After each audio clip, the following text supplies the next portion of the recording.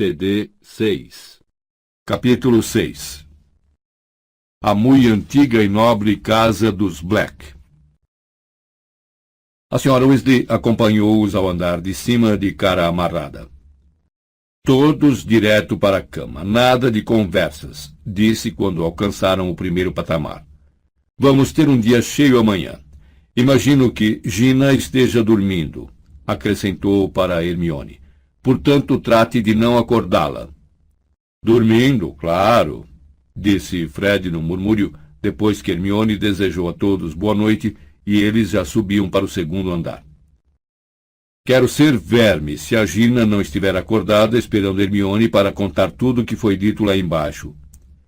Muito bem, Ron e Harry, disse a Sra. Weasley no segundo patamar, apontando para o quarto dos garotos. Para a cama os dois. Noite, disseram Harry e Ron aos gêmeos. Durmam bem, despediu-se Fred com uma piscadela. A Sra. Weasley esperou Harry passar e fechou a porta com uma batida seca. O quarto parecia, se é que isto era possível, ainda mais úmido, frio, desagradável e sombrio do que parecera à primeira vista.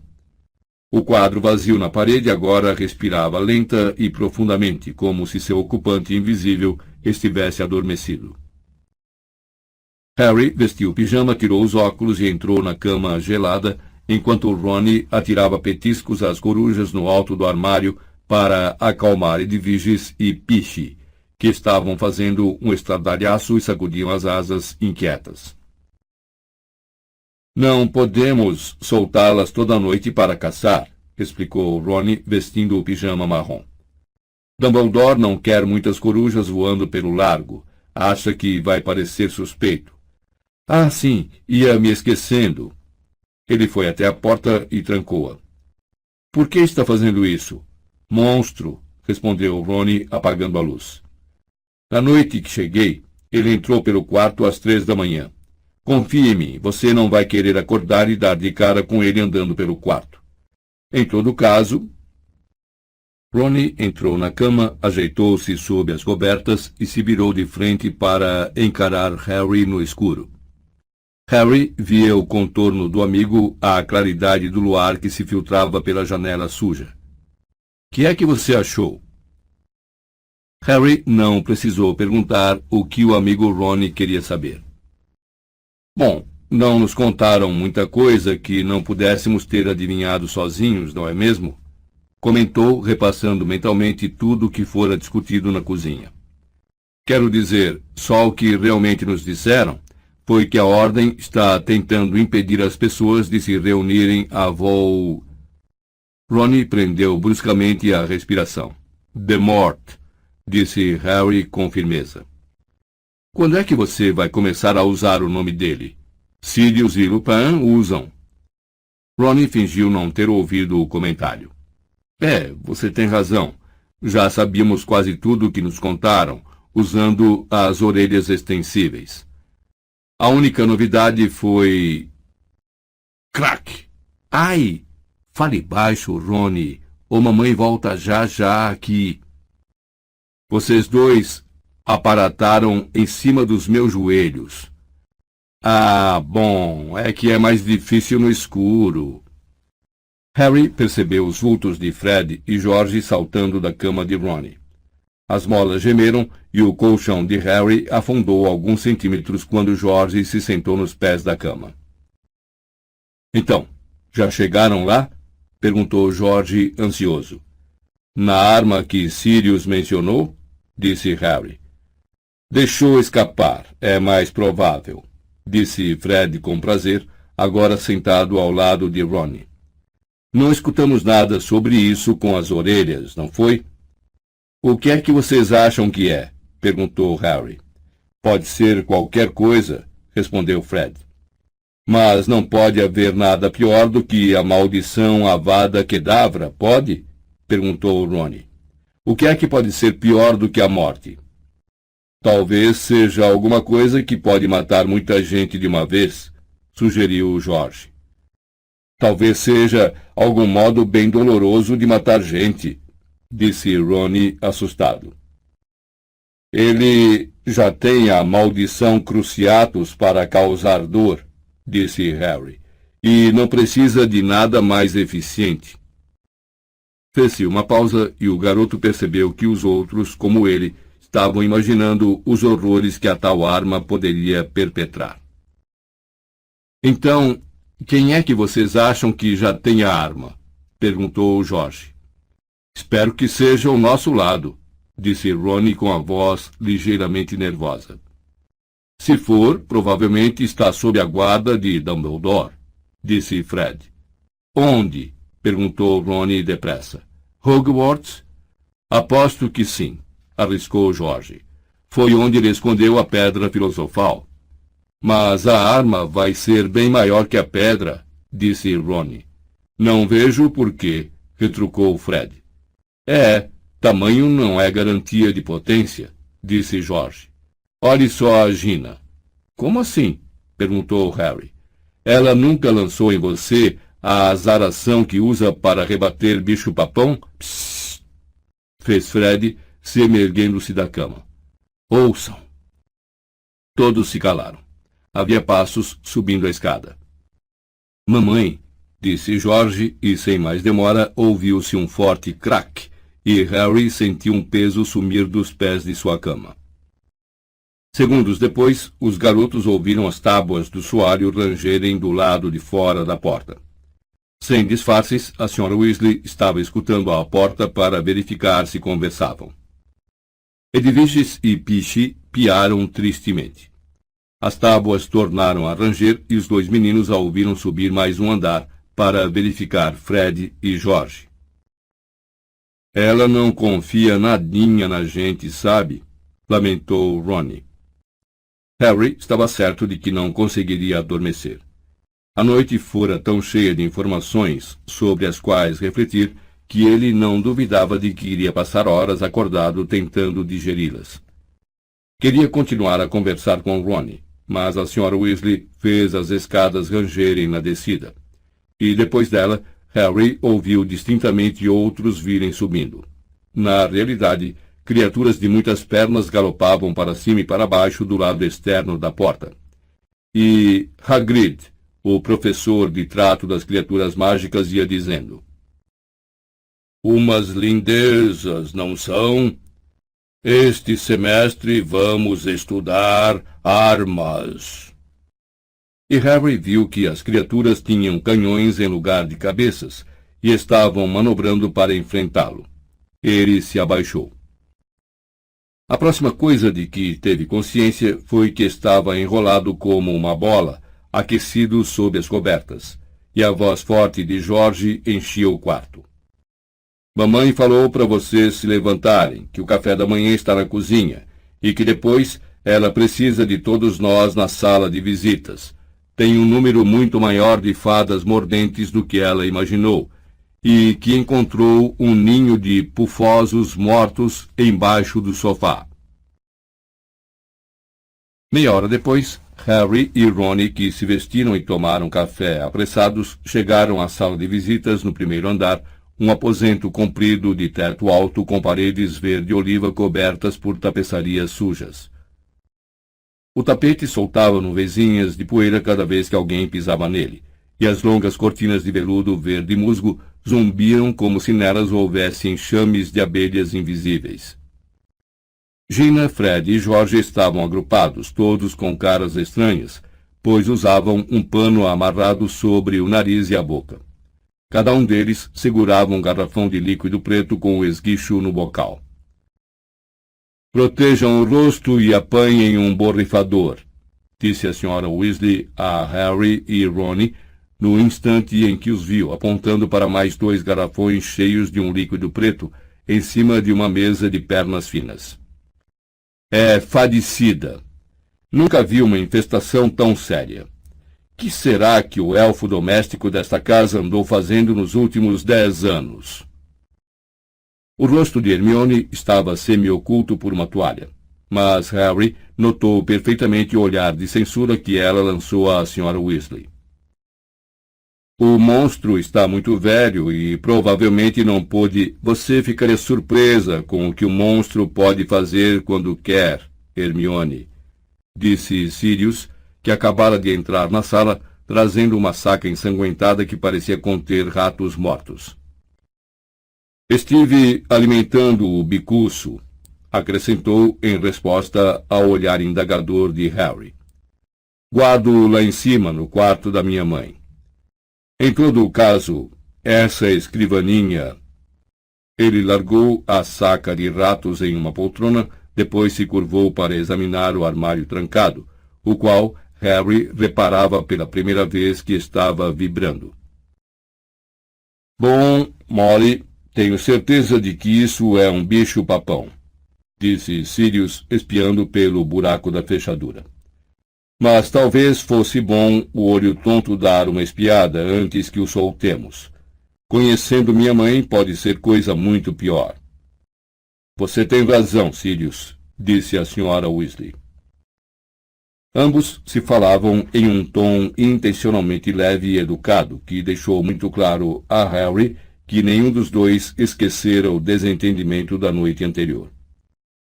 Uma campainha forte e ressonante tocou no térreo, seguida imediatamente pela cacofonia de berros e guinchos que na noite anterior haviam sido provocados por Tonks ao derrubar o porta-guarda-chuvas. Vivo dizendo a eles para não tocarem a campainha, exclamou Sirius, exasperado, e saiu correndo da sala. Ouviram-no descer com estrondo as escadas, ao mesmo tempo em que os guinchos da Sra. Black ecoavam mais uma vez por toda a casa. Símbolos da desonra, mestiços, sórdidos, traidores do próprio sangue, filhos da imundície. Por favor, feche a porta, Harry, pediu a Sra. Weasley. Harry demorou o máximo que ousou para fechar a porta da sala de visitas. Queria ouvir o que estava acontecendo lá embaixo. Sirius, obviamente, conseguira fechar as cortinas que cobriam o retrato da mãe, porque ela parara de berrar. O garoto ouviu os passos do padrinho no corredor, depois o tinido da corrente da porta de entrada, e, por fim, a voz grave que ele reconheceu pertencer a Queen Shacklebolt. Hestia acabou de me substituir. A capa de Moody ficou com ela, mas eu gostaria de deixar um relatório para o Dumbledore. Sentindo o olhar da Sra. Weasley em sua nuca, Harry, penalizado, fechou cuidadosamente a porta da sala e tornou a se juntar ao grupo de limpeza. A Sra. Weasley curvou-se para consultar a página sobre as fadas mordentes no Guia de Pragas Domésticas de Gilderoy Lockhart, aberto sobre o sofá. Muito bem, meninos, vocês precisam ter cuidado, porque as fadas mordentes mordem e os dentes delas são venenosos. Tenho um vidro de antídoto aqui, mas preferiria que ninguém precisasse usá-lo. Ela endireitou o corpo, tomou posição bem diante das cortinas e fez sinal para os garotos avançarem. Quando eu mandar, comecem a borrifar imediatamente. Elas vão voar para cima de nós, imagino. Mas, segundo as instruções do fadicida, uma boa esguichada pode paralisá-las. Quando isto acontecer, é só atirá-las neste balde. A Sra. Weasley saiu cuidadosamente da linha de fogo dos garotos e ergueu o próprio garrafão. Muito bem. Agora! Harry estava borrifando havia alguns segundos quando uma fada mordente adulta saiu voando da dobra da cortina, vibrando as asas reluzentes como as de um besouro, os dentinhos afiados à mostra, o corpo coberto de espessos pelos pretos, e os 4 punhos miúdos apertados com fúria. Harry acertou o fadicida em cheio na cara da fada. Ela parou no ar e caiu sobre o tapete puído que cobria o chão, com um baque surpreendentemente forte. Harry recolheu-a e atirou-a no balde. Fred, o que é que você está fazendo? Perguntou a Sra. Weasley com aspereza.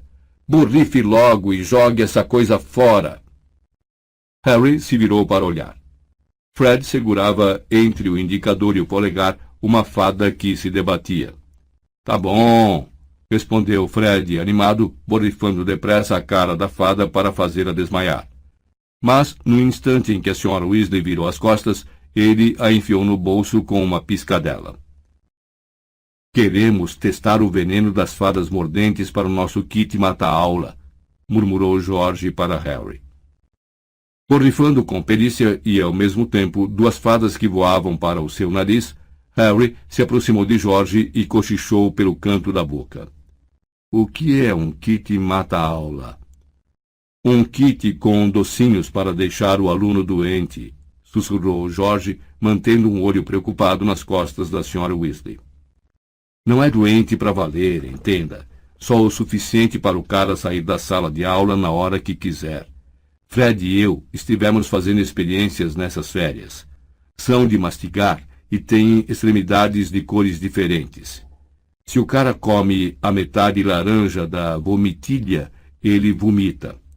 Na hora em que for levado depressa para a ala hospitalar, ele engole a metade roxa, que restaura o seu bem-estar e lhe permite curtir a atividade que escolher durante aquela hora, que, do contrário, seria ocupada por um tédio inútil.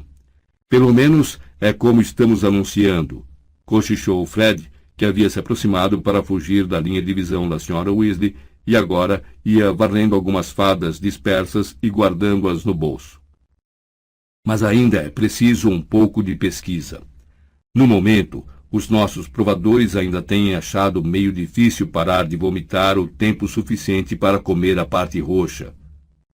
Provadores? Nós, explicou Fred. Nós nos revezamos. Jorge provou as fantasias debilitantes. Nós dois experimentamos o Nougat sangra-nariz. A mamãe pensou que a gente tivesse andado duelando, disse Jorge. A loja de logros e brincadeiras ainda está valendo, então? Murmurou Harry, fingindo ajustar o esguicho do borrifador. Bom, ainda não tivemos chance de arranjar um local, disse Fred baixando ainda mais a voz, enquanto a Sra. Weasley enxugava a testa com a echarpe para voltar ao ataque. Por isso, estamos operando na base de remessas postais por enquanto. Pusemos anúncios no Profeta Diário na semana passada. Tudo graças a você, cara, disse Jorge. Mas não se preocupe. Mamãe não tem a menor ideia. Ela não lê mais o Profeta Diário porque anda contando mentiras sobre você e Dumbledore. Harry riu. Obrigaram os gêmeos Weasley a aceitarem o seu prêmio de 1000 galeões pela vitória no torneio Tribruxo, para ajudá-los a realizar a ambição de abrir uma loja de logros e brincadeiras. Mas continuava satisfeito que a Sra. Weasley não soubesse de sua contribuição para incentivar os planos dos gêmeos. Ela achava que dirigir uma loja de logros e brincadeiras não era uma carreira digna para os dois filhos. A desfadização das cortinas ocupou a maior parte da manhã. Já passava de meio-dia quando a Sra. Weasley finalmente tirou a echarpe que a protegia, deixou-se cair em uma poltrona com as molas afundadas e, de repente, levantou-se outra vez, soltando um grito de nojo, pois se sentara em cima da saca de ratos mortos. As cortinas haviam parado de zumbir. Pendiam moles e úmidas com o intenso borrifamento. No balde, aos pés deles, jaziam amontoadas as fadas mordentes paralisadas, ao lado de uma bacia com seus ovos negros. Bichento agora os farejava, e Fred e George lançavam olhares de cobiça. Acho que vamos cuidar daqueles depois do almoço. A Sra. Weasley apontou para os armários de portas de vidro empoeiradas a cada lado do console da lareira. Estavam abarrotados com uma estranha variedade de objetos. Uma coleção de adagas enferrujadas, garras, uma pele de cobra enrolada, algumas caixas de prata oxidada com inscrições em línguas que Harry não reconheceu, e, o mais desagradável de todos, uma garrafa de cristal lapidado com uma grande opala engastada na rolha, contendo o que Harry tinha certeza que era sangue. A campainha barulhenta da porta tornou a soar. Todos olharam para a Sra. Weasley. Fiquem aqui, disse ela com firmeza, agarrando a saca de ratos na hora em que recomeçavam os gritos da Sra. Black no andar de baixo. Vou trazer uns sanduíches. Saiu da sala, fechando cuidadosamente a porta ao passar. Na mesma hora, todos acorreram à janela para espiar a entrada.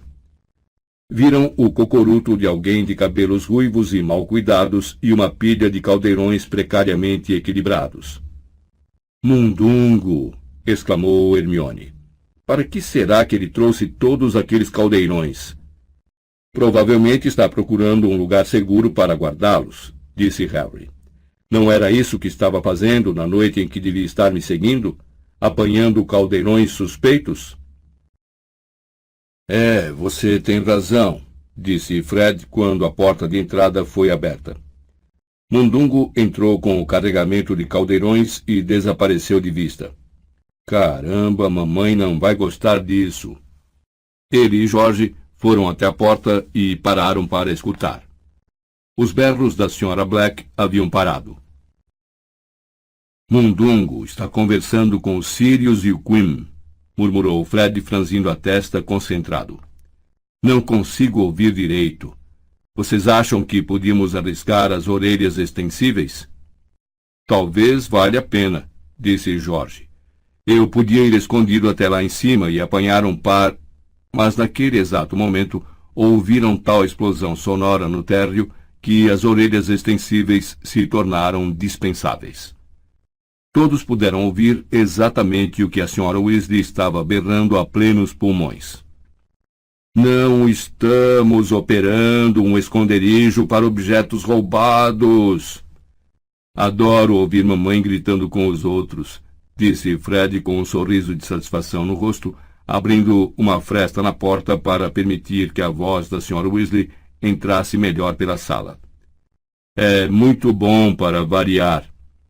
Completamente irresponsável, como se não tivéssemos o bastante para nos preocupar sem você trazer caldeirões roubados para dentro da casa. Os idiotas estão deixando ela ganhar impulso, comentou Jorge, sacudindo a cabeça. É preciso cortar logo o papo dela, senão vai se enchendo de vapor e não para mais. E anda doida para ter uma chance de desancar um mundungo desde que ele saiu escondido quando devia estar seguindo você, Harry. E lá vai a mãe dos Sirius outra vez.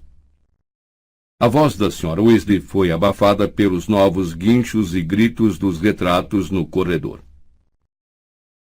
Jorge fez menção de fechar a porta para abafar o barulho, mas antes que pudesse fazê-lo, um elfo doméstico esgueirou-se para dentro. Exceto pelo trapo imundo amarrado como uma tanga nos quadris, ele estava completamente nu. Parecia muito velho. Sua pele dava a impressão de ser maior do que o corpo, e, embora fosse careca como todos os elfos domésticos, uma boa quantidade de pelos brancos saía de suas orelhas enormes como as de um morcego. Seus olhos injetados eram de um cinzento aquoso, e seu nariz bulboso, grande e meio trombudo. O elfo não prestou a menor atenção em Harry nem nos demais. Agindo como se não pudesse vê-los, avançou arrastando os pés, o corpo curvado, mas lenta e decididamente para o fundo do aposento, resmungando baixinho numa voz rouca e sonora como a de uma rã touro. Cheira a esgoto e ainda por cima criminoso, mas ela não é melhor, traidora perversa do próprio sangue, com esses pirralhos que emporcalham a casa da minha senhora. Ah, minha pobre senhora, se ela soubesse, se soubesse a ralé que deixaram entrar em sua casa, que é que ela diria ao velho monstro? Ah, que vergonha, sangues ruins e lobisomens e traidores e ladrões. Coitado do velho monstro, o que é que ele pode fazer? Olá, monstro, disse Fred em voz muito alta, fechando a porta com um estalo. O elfo doméstico ficou imóvel, parou de resmungar, e encenou um sobressalto muito forte e pouco convincente. Monstro não viu o jovem senhor, disse virando-se e fazendo uma reverência para Fred. Ainda com os olhos no tapete, acrescentou em tom perfeitamente audível. É um pirralho desagradável e traidor do próprio sangue, sim. Desculpe, disse Jorge. Não entendi essa última parte. Monstro não disse nada, repetiu o elfo com uma segunda reverência e acrescentou em um claro murmúrio. E aqui temos os gêmeos, ferinhas desnaturadas que são. Harry não sabia se ria ou não. O elfo se endireitou, olhando-os malignamente, e, pelo jeito, convencido de que os garotos não podiam ouvi-lo continuar a resmungar. E olhem a sangue ruim parada ali, insolente. Ah, se a minha senhora soubesse, como iria chorar. E tem um garoto novo, monstro, não sabe o nome dele. O que é que ele está fazendo aqui? Monstro não sabe. Esse é o Harry, monstro, disse Hermione hesitante. Harry Potter. Os olhos claros de monstro se arregalaram, e ele resmungou mais depressa e mais furioso que nunca. A sangue ruim está falando com monstro como se fosse minha amiga. Se a senhora de monstro ouvisse em tal companhia, o que iria dizer? Não chame Hermione de sangue ruim, disseram ao mesmo tempo Rony e Gina muito zangados. Não tem importância, sussurrou a garota. Ele não bate bem da cabeça, não sabe o que está... Não se engane, Hermione. Ele sabe exatamente o que está dizendo, falou Fred, encarando o monstro com grande aversão. Monstro continuava resmungando com os olhos fixos em Harry. É verdade. Esse é o Harry Potter. Monstro está vendo a cicatriz. Deve ser verdade. Foi o garoto que deteve o Lorde das Trevas. Monstro queria saber como foi que ele fez. E não queremos todos, monstro, falou Fred. Afinal, o que é que você está querendo? Perguntou Jorge. Os enormes olhos de monstro voltaram-se depressa para Jorge. Monstro está limpando, respondeu, fugindo à pergunta. Dá mesmo para acreditar, disse uma voz atrás de Harry. Sirius voltara. Da porta, olhava aborrecido para o elfo. O barulho no corredor diminuíra. Talvez a senhora Weasley e Mundungo tivessem transferido a discussão para a cozinha. Ao ver Sirius, monstro mergulhou em uma reverência ridiculamente profunda que achatou o seu nariz trombudo no chão. Fique em pé direito, disse Sirius impaciente. Agora, o que é que você está aprontando? Monstro está limpando, repetiu o elfo. Monstro vive para servir a nobre casa dos Black, que está ficando cada dia mais preta, está imunda. Meu senhor sempre gostou de brincar, disse monstro, curvando-se outra vez e continuando a murmurar. O senhor sempre foi um porco mau e ingrato que partiu o coração de sua mãe. Minha mãe não tinha coração, monstro, retorquiu Sirius. Sobrevivia de puro rancor. Monstro tornou a se curvar e falou. O que o senhor disser, resmungou furiosamente. O senhor não é digno de limpar a lama das botas de sua mãe. Ah, minha pobre senhora, que diria se visse monstro servindo esse filho que odiava tanto? Que desapontamento teve com ele? Perguntei o que estava aprontando, falou Sirius com a voz cortante. Todas as vezes que você aparece fingindo que está limpando, esconde alguma coisa no seu quarto para não podermos jogá-la fora. Monstro nunca tiraria nada do seu lugar na casa do senhor, disse o elfo e então murmurou depressa. A senhora jamais perdoaria monstro se a tapeçaria fosse jogada fora. Faz 7 séculos que está na família. Monstro precisa salvá-la. Monstro não vai deixar que os senhores traidores do próprio sangue e seus pirralhos a destruam. Achei que talvez fosse isso, respondeu Sirius, lançando um olhar desdenhoso à parede oposta. Ela deve ter posto mais um feitiço adesivo permanente atrás da peça. Não duvido nada. Mas se houver um jeito, com certeza vou me livrar dela. Agora vá embora, monstro. Aparentemente, monstro não ousava desobedecer a uma ordem direta. Contudo, o olhar que lançou ao passar por Sirius arrastando os pés era do mais profundo desprezo, e ele saiu resmungando sem parar. Volta de Azkaban dando ordens a monstro. Ah, minha pobre senhora, que diria se visse a casa agora, habitada por uma ralé, tesouros atirados no lixo? Minha senhora jurou que ele não era mais seu filho, mas ele voltou. Dizem que também é assassino. Continue a resmungar e vou virar mesmo assassino, disse Sirius irritado, batendo a porta na cara do elfo. Sirius, ele não está com juízo perfeito. Hermione defendeu-o. Acho que não tem consciência de que podemos ouvi-lo.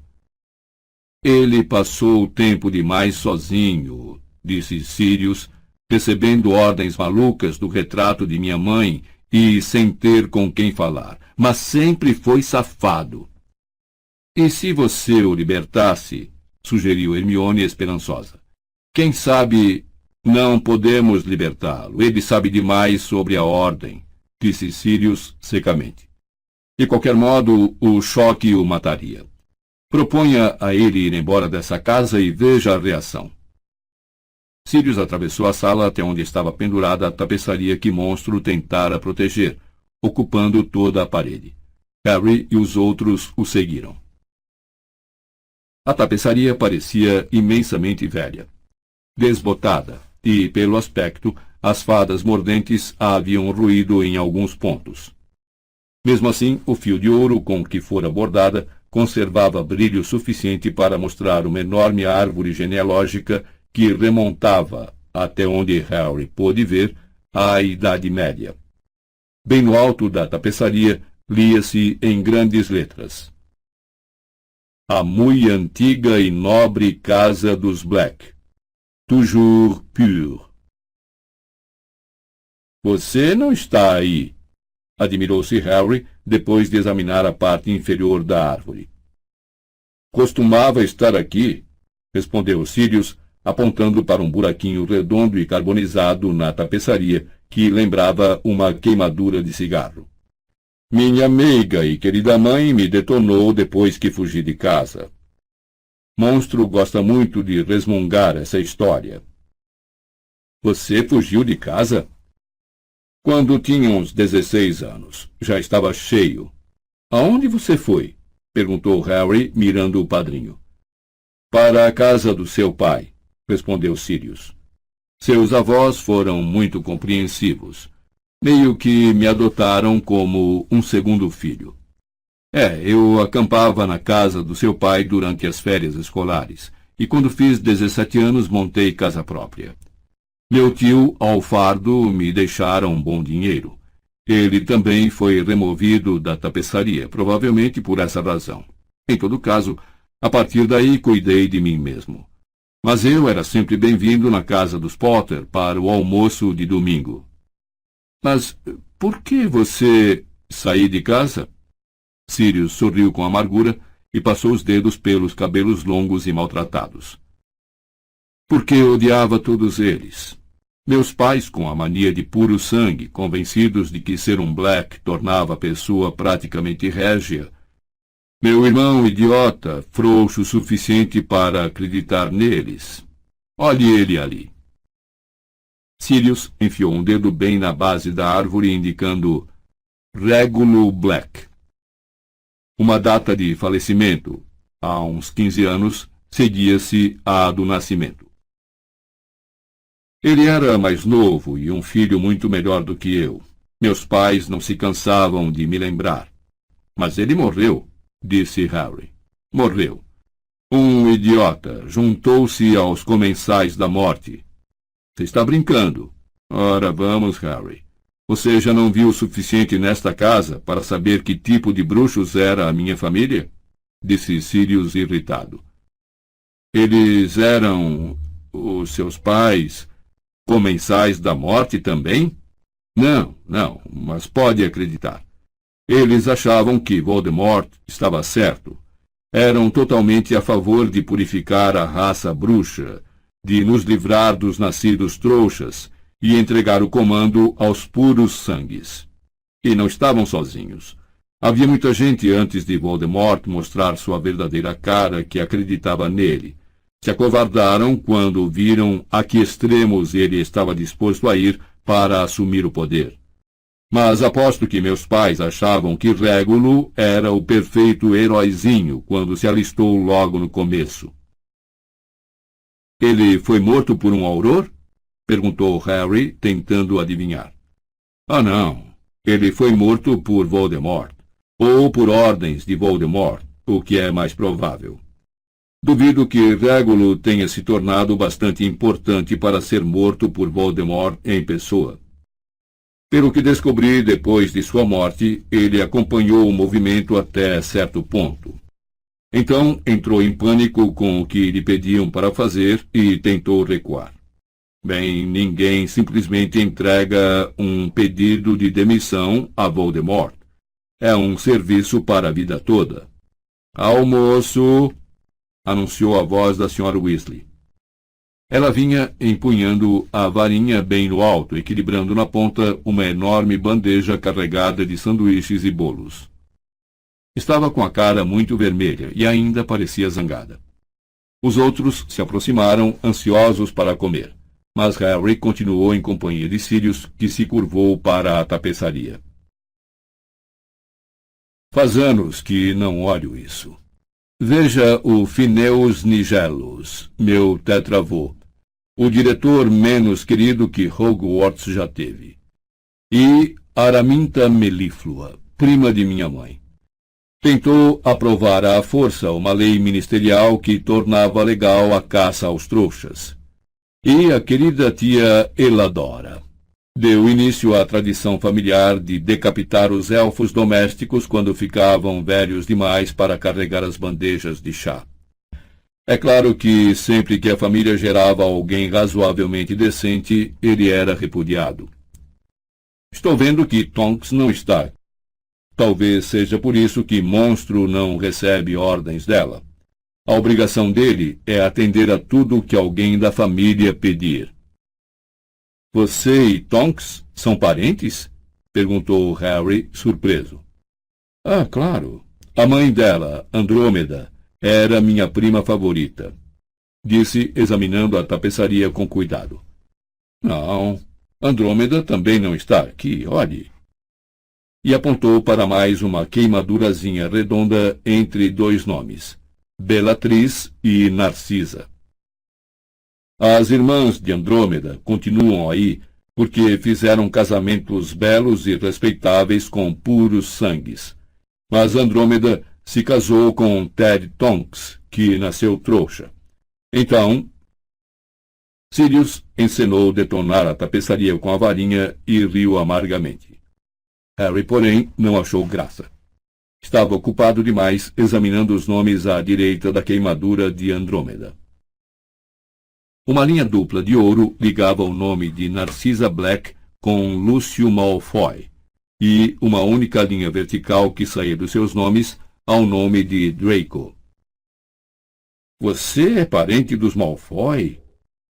As famílias de puro sangue são todas entrelaçadas, declarou Sirius. Se alguém deixar os filhos e filhas casarem apenas com puros sangues, a escolha fica muito reduzida. Sobram muito poucos.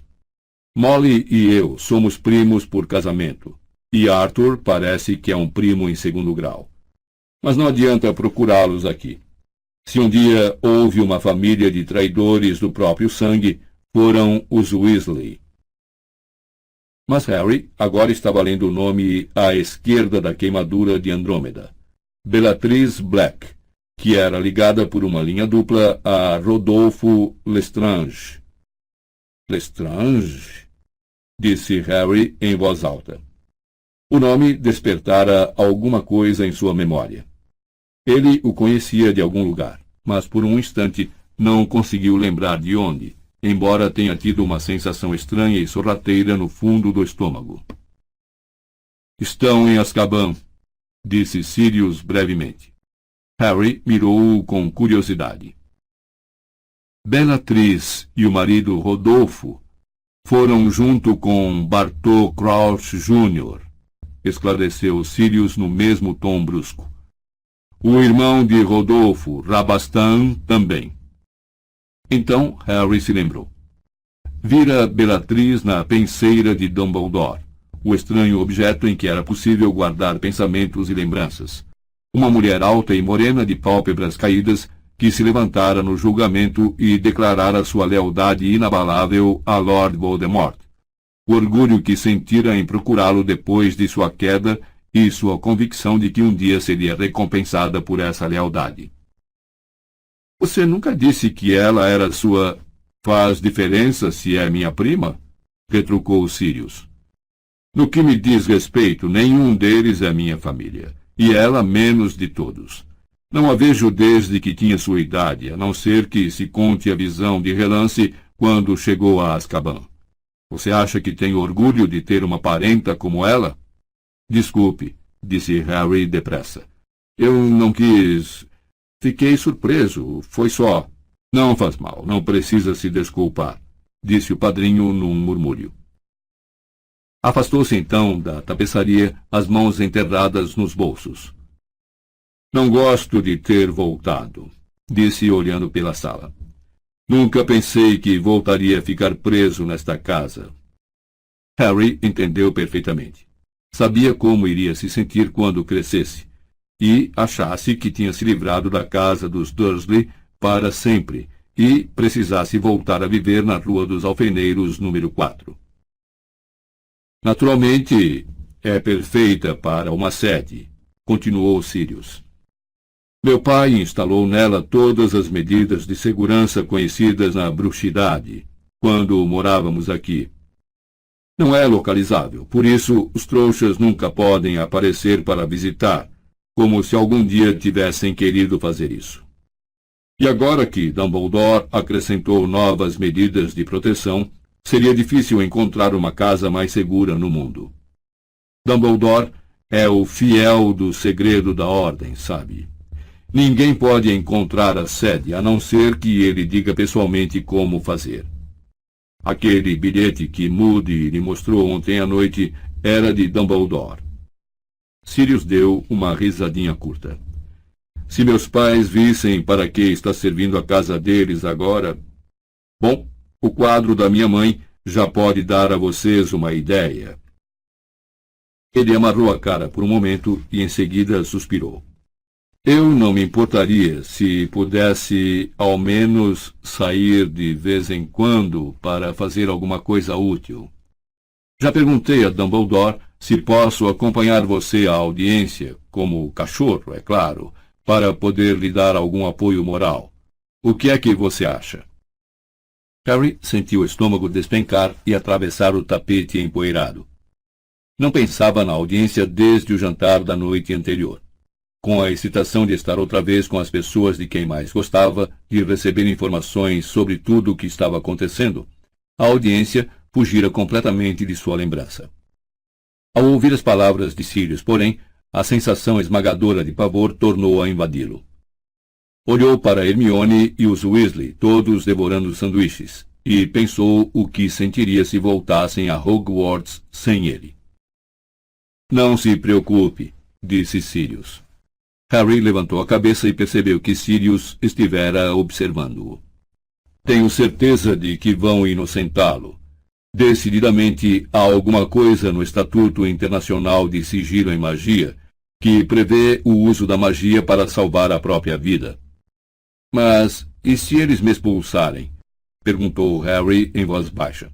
Posso voltar para cá e morar com você? Sirius sorriu com tristeza. Veremos. Eu me sentiria muito melhor sobre a audiência se soubesse que não precisaria voltar para a casa dos Dursley. Harry pressionou o padrinho. Lá deve ser bem ruim para você preferir este lugar, disse o padrinho sombriamente. Andem logo vocês dois, ou não vai sobrar comida, chamou a Sra. Weasley. Sirius deu mais um grande suspiro. lançou um olhar mal-humorado à tapeçaria, e então ele e Harry foram se juntar aos outros. O garoto fez o possível para não pensar na audiência enquanto esvaziavam os armários de portas de vidro naquela tarde. Felizmente para ele, era uma tarefa que exigia concentração, porque um grande número de objetos ali dentro parecia muito relutante em deixar as prateleiras empoeiradas.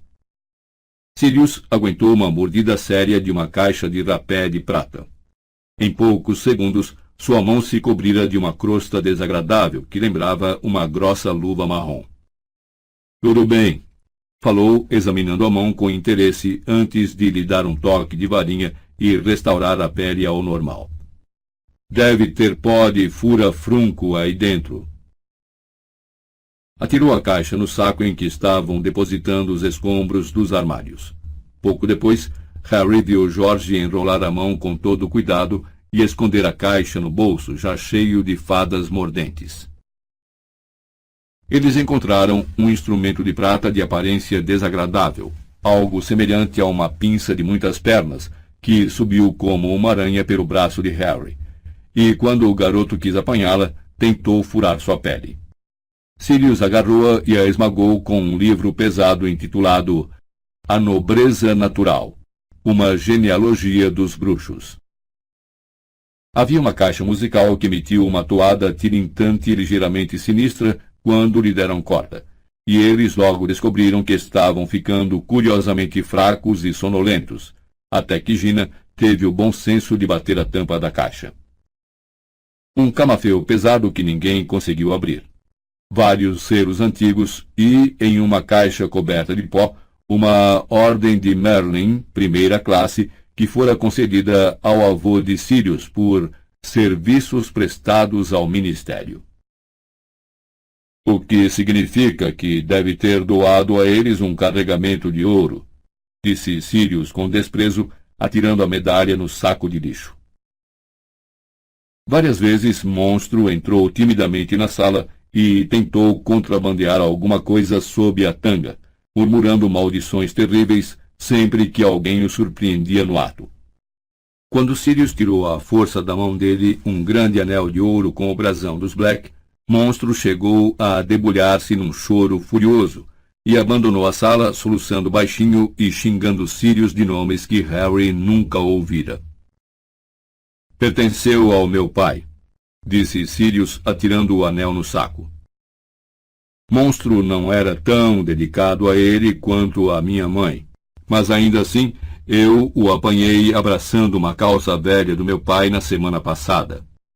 A senhora Weasley os fez trabalhar muito pesado durante os dias seguintes. A sala de visitas levou 3 dias para ser descontaminada. Por fim, as únicas coisas indesejáveis que restaram foram a tapeçaria com a árvore da família Black, que resistiu a todas as tentativas de baixá-la da parede, e a escrivaninha desconjuntada. Loli ainda não aparecera na sede para se certificarem do que havia lá dentro. Eles passaram da sala de visitas para uma sala de jantar no andar térreo, onde encontraram aranhas do tamanho de pires escondidas no armário. Ron saiu da sala apressado para fazer uma xícara de chá e só voltou 1h30 depois. Sem a menor cerimônia, Sirius atirou a porcelana com o brasão e o lema dos Black no saco, e deu o mesmo destino a uma coleção de velhas fotos com molduras de prata oxidadas, cujos ocupantes soltaram guinchos agudos quando os vidros sobre as fotos se partiram. Snape talvez se referisse ao trabalho deles como uma limpeza, mas, na opinião de Harry, o fato é que estavam travando uma guerra com a casa que resistia bravamente, ajudada e acobertada por Monstro. O elfo doméstico não parava de aparecer quando estavam todos reunidos, seus resmungos cada vez mais ofensivos quando tentava retirar o que pudesse dos sacos de lixo. Sirius chegou até a ameaçá-lo com roupas, mas Monstro fixou-o com um olhar lacrimoso e disse: "O senhor deve fazer o que desejar", antes de se afastar resmungando muito alto. Mas o senhor não vai mandar monstro embora, não, porque monstro sabe o que estão tramando. Ah, se sabe, ele está conspirando contra o Lorde das Trevas. Ah, sim, com esses sangues ruins e traidores e gentalha. Ao que Sirius, não se importando com os protestos de Hermione, agarrou o monstro pela tanga e atirou-o para fora da sala. A campainha da porta tocava várias vezes por dia, o que era a deixa para a mãe de Sirius começar a berrar, e para Harry e os outros tentarem entreouvir o que dizia o visitante, embora pouco descobrissem nos breves relances e fragmentos de conversa que conseguiam captar, antes que a Sra. Weasley o chamasse de volta ao trabalho. Snape entrava e saía da casa com mais frequência, embora, para alívio de Harry, os dois nunca se encontrassem cara a cara. O garoto também avistou a professora de transfiguração McGonagall, com uma aparência muito estranha, usando vestido e casaco de trouxa, e, pelo jeito, muito atarefada para se demorar. Por vezes, no entanto, os visitantes ficavam para ajudar.